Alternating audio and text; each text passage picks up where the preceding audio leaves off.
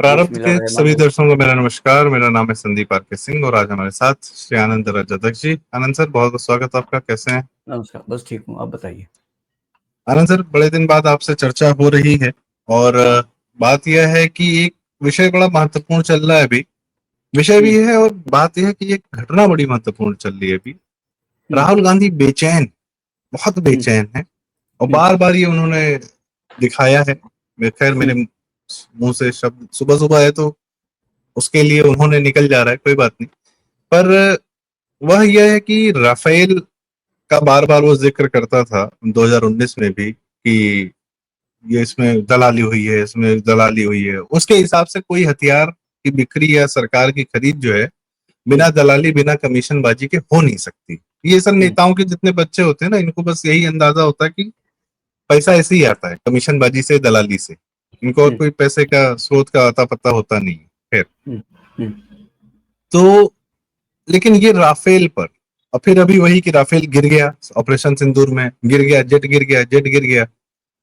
ये क्या ऑब्सेशन है सर? थोड़ा सा एक्सप्लेन करिए कि ये आखिर इसकी इतनी दुराग्रह मैं क्यों है कि राफेल मैं पर इस एक आक्षेप लग सके। जी। मैं एक बात कहूंगा कि ये मतलब ऐसे कहूंगा कि ये राफेल को, ये रा तो फेल है, ठीक है। इतने बार कितने चुनाव में हारा है, मैंने अभी गिनना छोड़ दिया है। तो ये राफेल को, राफेल राफेल विमान को गिराने की इतनी चुल क्यों मची है? ये बोफोर्स का दाग धोना चाहता है उससे। ये साबित करना चाहता है कि हम तुम मतलब बगैर खाए, इसलिए उसने राफेल का सौदा जब हो रहा था तो उसको उसमें भ्रष्टाचार साबित करने को उसने बहुत पटक लिया। ये नहीं है, वो नहीं है, और उसमें इतनी कीमत क्यों बढ़ गई, तो उसमें कौन से मिसाइल लगे, क्या लगे, मतलब हर बात की उसको जानकारी चाहिए थी। कहीं से भी उसको भ्रष्टाचार साबित करना था। मतलब वो ज्यादा चीजें जो भारत ने खरीद ली है उसमें ये कीमत बढ़ी। कीमत तो वैसे भी बढ़ती है। ये लोग जो बोलते हैं कि हमारे समय में ये चीज इतने की आती है, आज इतने की आती है। भाई तुम्हारे समय में वो जो आदमी आज वो चीज तब 10 रुपए की खरीद रहा था, 20 रुपए की खरीद रहा है, उसकी सैलरी भी तो बढ़ी है। तो ये सब चीजें बढ़ते रहते हैं, लेकिन आदमी को एहसास कराते हैं कि भाई देखो तुम तब वो इतने की खरीदते थे, आज इतने की हो रही है। तो उसी तरह दिखाना चाहते थे कि बगैर भ्रष्टाचार के रक्षा सामग्री का व्यवहार नहीं होता। तो तब चौकीदार चोर है, चौकीदार चोर है, मतलब पार्लियामेंट में कुछ भी आप बोल सकते हैं, आपको उस पर प्रोसिक्यूशन नहीं सहना पड़ता। इस बात का सबसे ज्यादा गलत फायदा उठाया तो राहुल गांधी ने उठाया। पार्लियामेंट में उन्होंने कैसे कैसे आरोप लगाए। अरे बाहर लगाते तो जेल में चले जाते, क्योंकि साबित करना पड़ता। सबूत तो कुछ था नहीं, कुछ बात थी नहीं, तो सबूत कहां से? इसलिए पार्लियामेंट में वो मिसयूज किया प्रिविलेज। हालांकि उसका संदेश क्या जाता है, लोग सोचते हैं कि अगर आदमी पार्लियामेंट में बोल रहा है तो बहुत जिम्मेदारी से बोल रहा होगा, कुछ सबूत होगा इसलिए बोल रहा होगा। वो नहीं समझते कि पार्लियामेंट में आप कुछ भी बोलो, आपको उस बात के लिए आपको आप पर केस नहीं हो सकती। अब पार्लियामेंट में बोलने की जो जिम्मेदारी है, ये दूसरे पार्टियों के लोग जिम्मेदारी समझकर बोलते हैं, या गैर जिम्मेदाराना तरीके से बोलते हैं, ठीक है। तो यहां अभी क्या है, देखिए मुहिम पर जब आप जाते हैं वहां भी लोग तो बैठे हैं। अब भले आपका कितना भी एलिमेंट ऑफ सरप्राइज है, इतना तो नहीं हो सकता कि बिल्कुल लोग वहां घोड़े बेच के सोए हैं और रिस्पॉन्ड भी नहीं कर सकते। कुछ तो रिस्पॉन्स मिलेगा। तो वो उसमें कुछ ना कहीं तो लग सकता है, डैमेज कहीं ना कहीं तो हो सकता है। और दूसरी एक बात बताता हूं, जो लोग कहते हैं ना स्ट्रेटेजी कंटिन्यू क्यों नहीं होती, नो स्ट्रेटेजी, मतलब कोई भी स्ट्रेटेजी फर्स्ट कॉन्ट्रैक्ट के बाद कायम नहीं रहती। पहली लड़ाई के बाद स्ट्रेटेजी बदलनी पड़ती है शत्रु का रिस्पॉन्स देखकर। आप किसी भी आर्मी वाले से पूछिए, वो आपको एक ही बात बताएगा, no strategy survives the first contact और फर्स्ट एनकाउंटर। चेंज होता ही है, ठीक है। तो इसमें क्या है, ये अभी बताना चाहता है कि राफेल कितने गिरे, कोई गिना नहीं है। अगर गिरे होते तो पायलट वापस ना आते, या आते भी तो भी गिरा हुआ राफेल कहीं ना कहीं मिलता, या तो पाकिस्तान में मिलता या भारत में मिलता। और भारत में भारत पे सोशल मीडिया, कितने मिग गिरे, ट्रेनिंग के दौरान गिरे। इन्होंने पूरी एक फिल्म बनाई लेफ्टिस्टों ने, वो हर जगह मिले, गांव देहात में सब जगह उनके मलबे हाँ मिले। फोटो आते थे, और हाँ पहले आते थे जब मोबाइल भी नहीं थे इतने। हाँ एग्जैक्टली। एक आज तो फोटो नहीं मोबाइल, मिला इस बार। हाँ, तो मतलब अगर राफेल वाकई गिरता तो सोशल मीडिया पे छा गया होता, पाकिस्तान में गिरता तो वहां भी छा गया होता, तो भी आज भारत में छा गया होता। तो राफेल गिरा नहीं है, ये बस राफेल कितने गिरे, राफेल कितने गिरे, इसका बस एक ही बात है, राफेल कितने गिरे। क्यों? क्योंकि इस सौदे पर भी वो दाग लगाना चाहता है। वो कोंकणी में हमारे यहाँ एक ये है, मतलब जो पतुरिया होती है ना, उसको गृहिणी के बिंदी की, उसको बिंदी या सिंदूर की, उसको सबसे ज्यादा पंचायत होती है कि भाई क्यों क्यों, अरे आज आज सिंदूर नहीं भरा मांग में, दिख नहीं रहा सिंदूर। मतलब वो उसको, उसके चरित्र को, उस चरित्र पर संशय उठाना चाहती है, उसके चरित्र पर उंगली उठाना चाहती है, क्योंकि खुद पतुरिया है। तो ये कोंकणी की कोंकणी का मुहावरा है, वेश्याला कुंकवाची उठा ठेव। सर एक बात और है, जैसे हाँ, कि पर जो पूरा मीडिया तंत्र है, मुझे याद है मैं कई बार कह चुका हूँ, इसका जिक्र मैं बार बार भी करना चाहता हूँ। 2019 में Modi ji India today conclave में गए थे, चुनाव से जस्ट 2 महीना पहले, बालाकोट एयर स्ट्राइक के कुछ दिन बाद, मार्च में। और इंडिया टुडे कनक्लेव में ऑफ कोर्स सबने समझ लिया कि भाई बालाकोट एयर स्ट्राइक करके आए हैं, तो क्या मतलब क्या रुतबा है इस समय। तब मोदी जी ने वहां पे कोई इंटरव्यू नहीं दिया, तो वहां अपनी बात हिंदी में कह रहे थे, फिर अचानक से स्विच किया अंग्रेजी में बीच में, और उन्होंने कहा कि ये जो डील्स और डोल्स की जो प्रक्रिया चल रही थी आज तक सरकारों में, उसने भारत के रक्षा का या सेना का बहुत नुकसान किया। उनका ये कहना था कि, और उन्होंने ये बात कही कि इसका फायदा किसने उठाया, ये सारा भारत जानता है, और the Lutyens Delhi surely knows. Lutyens Delhi वहीं सामने बैठी हुई थी, वो उनको तो सबको पता ठीक था है। कि रक्षा सौदों में कौन दलाली खाता है।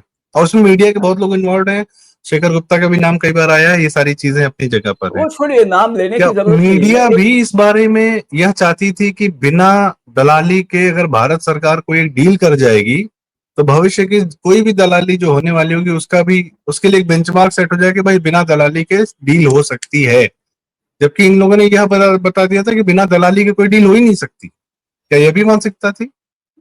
नहीं, मैं यहाँ थोड़ा अलग तरीके से बता दूंगा, और ये बहुत ही गंदी चीज है। आपको एक बार आदत हो गई ना कुछ चीज को खाने की, तो आपका फोकस केवल आपके खाने पर है, उसके सही गलत होने की आपको कोई चिंता नहीं है। इसमें किसी का, राष्ट्र का नुकसान हो गया तो राष्ट्र आपके लिए एग्जिस्ट नहीं करता। आज लुटियंस की जो जनता है, जो लुटियन होने में गर्व अनुभव करती है, इन लोगों में भारत के प्रति एक घृणा है। मतलब भारत उनके लिए इतना ही जरूरी है ताकि वो उससे लूट सके। उनमें भारतीय होने पर कोई गर्व नहीं है, और इससे बड़ा देशद्रोह कोई हो नहीं सकता। जब आप भारतीय देश होने की पे शर्म भी है सर, ये जरा सा नाराज बनते हैं तो वहां पे जाके गर्व की हाँ, अनुभूति फील बिल्कुल करते बिल्कुल हैं। बिल्कुल बिल्कुल बिल्कुल बिल्कुल। तो इससे बड़ा देशद्रोह कोई नहीं हो सकता जब आपके पास देश की सत्ता आ जाती है, और आप देश की जनता में, देश का नागरिक होने पर शर्म की भावना अगर डालते हो, तो इससे बड़ा देशद्रोह कोई नहीं है। व्यक्ति में अपने देश के प्रति गर्व होना चाहिए नागरिक होने पर।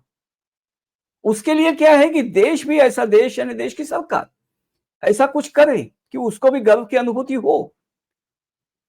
तो 60 साल तक या 65 साल जितने भी इनके रूल में जो है, अगर ये बात विदाउट एक्सेप्शन हो गई, मतलब बिल्कुल निरपवाद हो गई, कि इस मतलब ये जो पंजाबियों में जो कहते हैं ना, मुल्क का नर्क है, है मुल्क का नर्क है, अब तो ये मुल्क का बोल के नर्क है, वापस मतलब पंजाब, कनाडा का वीजा ले लेते हैं। पंजाब जैसे, पंजाब आज तो बर्बाद कर दिया, जमीन वगैरह सब कुछ बर्बाद कर दिए। पंजाब क्या होता था यार, गर्व है, गर्व है मुझे उस पंजाब पर। आज का पंजाब पे फिर से उसका सृजन करना पड़ेगा, लेकिन ऐसे मुल्क पर ए मुल्क का नर्क है, ये आदमी का अनुभव बोलता है ना, ए मुल्क का नर्क है, यूं ही तो नहीं आते ऐसे शब्द। तो ये किसके कारण आए? देखिए,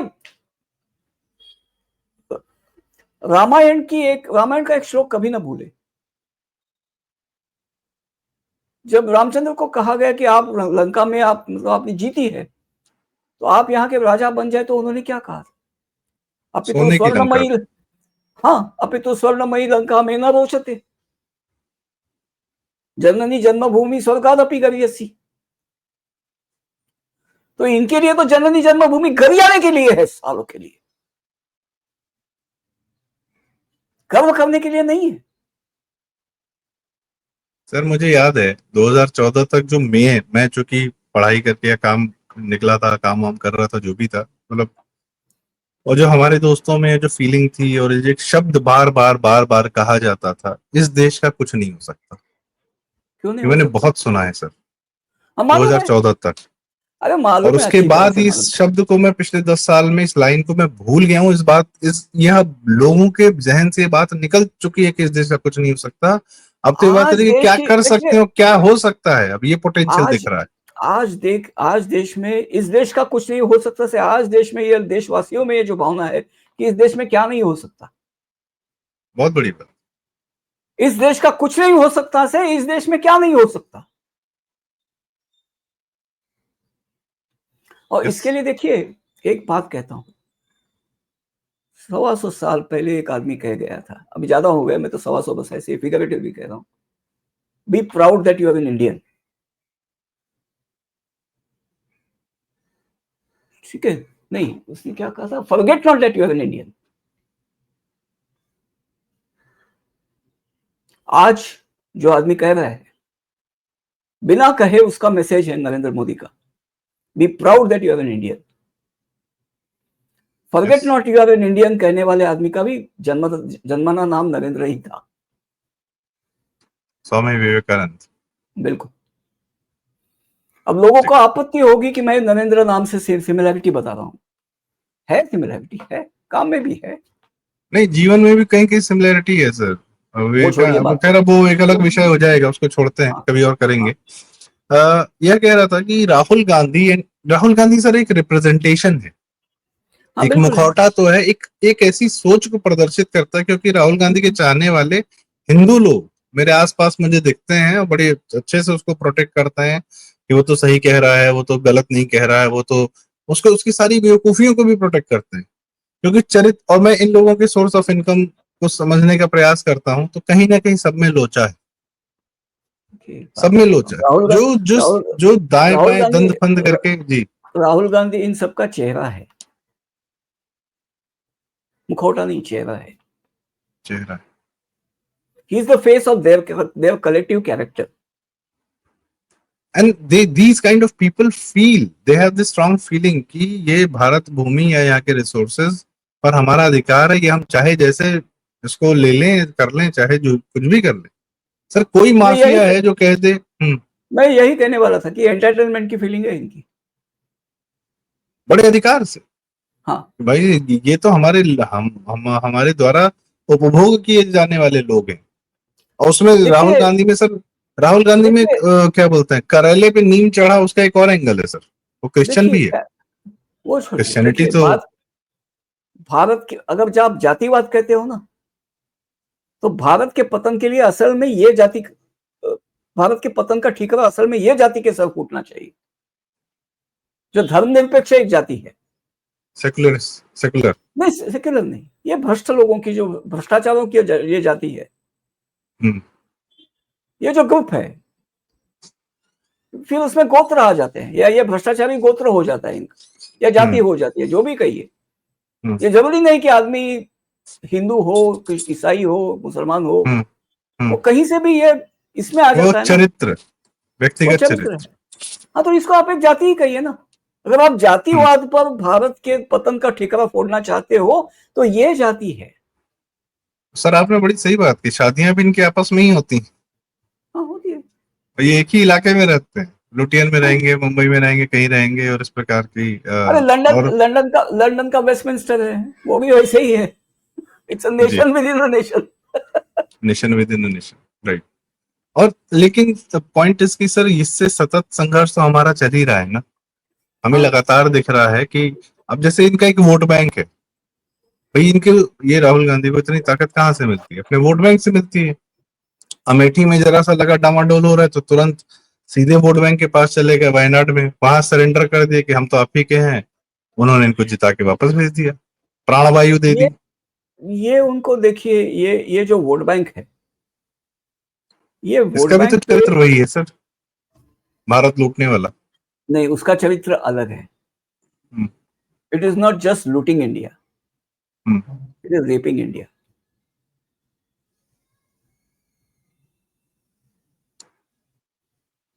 बॉम्बशेल गिराते हैं आप ऐसे ऐसे, अब क्या कहा जाए। Their character is of raping India, not just looting India. Looting से उन्हें तसल्ली नहीं होती, बगैर रेप के उन्हें फतह का मजा नहीं आता। और एक बात समझिए, इस विचारधारा का सबसे प्राइमरी ऑब्जेक्टिव क्या है?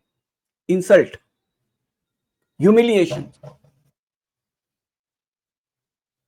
पड़ी है जमीन, अकूत जमीन पड़ी है, लेकिन इनको मंदिर गिराकर ही मस्जिद बनानी है। क्यों?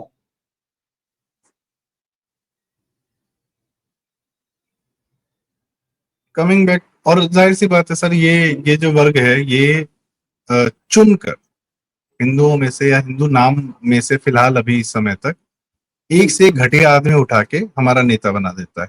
पूरे भारत में इन्होंने इस प्रकार के कार्य कर रखे हैं, मैं नाम लेने की भी आवश्यकता नहीं, दर्शक हमारे जानते हैं जी। मैं आपके साथ एक अलग कमिंग बैक टू राफेल वाला सर एक मुद्दा था, एक second, I just finish this. मैं आपके साथ एक अलग एपिसोड करूंगा। एक्चुअली शत्रुबोध, ये शब्द अभी पुराना हो गया है। It is outdated, it is outlived.